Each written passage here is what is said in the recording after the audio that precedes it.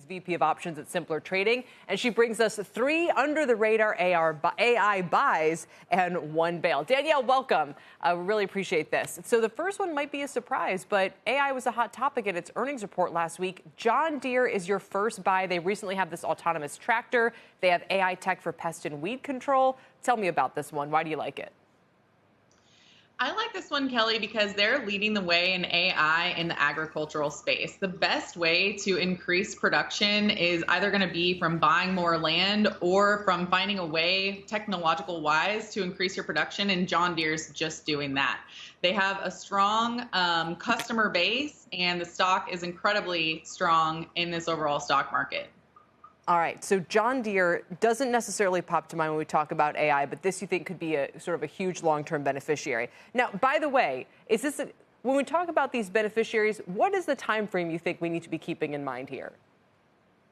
Kelly, these are 5-year buys for me at least. What I like to do with these stocks is I like to dollar cost average, especially when the market pulls back. You know, they're great bear market buys because they're long-term picks. Okay, that's actually the perfect way for me to introduce or tease the next pick, which we have talked about a lot over the last year or so. It is Tesla. The shares are up almost 60% this year. They dropped 65% last year. It's not about the cars. It's about the tech that goes into them, you say. Yes, that's correct. Tesla right now, it's still being considered a car company, but in the long term, this is going to shine as an AI company. Elon Musk has his master plan day coming up on March 1st.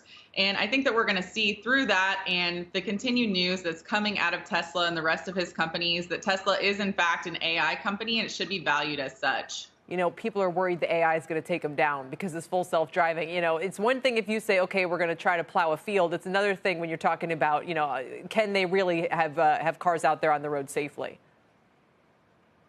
Well, you know, it's always a question, but right now it's in beta, and I tell you, Kelly, I have it myself, and yes, there are some issues from time to time, but with the over-the-air updates, it's continually improving, and the technology is incredibly impressive, and I think it's going to change the future of driving. All right, the real headline here is that Shay says Tesla is a buy for over a 5-year time frame. That's going to be, I think, a focus point. All right, let's move on to Qualcomm. That's number 3 here. It's having its 3rd straight week of gains. You think they're cornering the market for AI mobile devices? Yes, that's correct. Qualcomm is a leader in the space as it relates to mobile devices, and they also have synergy with 5G in the cloud as well. So as we know, everyone has a mobile device. This is a space that's going to continue growing over the course of the next 5 years. When you combine the 5G plus the cloud, plus AI, I think this one's going to be a long-term winner. And it also right now has relative strength as well. So I think for all of these reasons, this is going to be a great long-term pick. All right, so Qualcomm runs it out along with Tesla and Deere. Now, your bail is probably the original AI play in the market. And if you don't know what I'm talking about, everybody, you might have one. It's iRobot, down 12% this year, on pace for its 3rd straight year of losses. And you're saying, people, don't be tempted, stay away. Kelly, there's a few reasons why I don't like the stock. Number one, I don't like the technicals. You can see it had a very big boom and then a bust.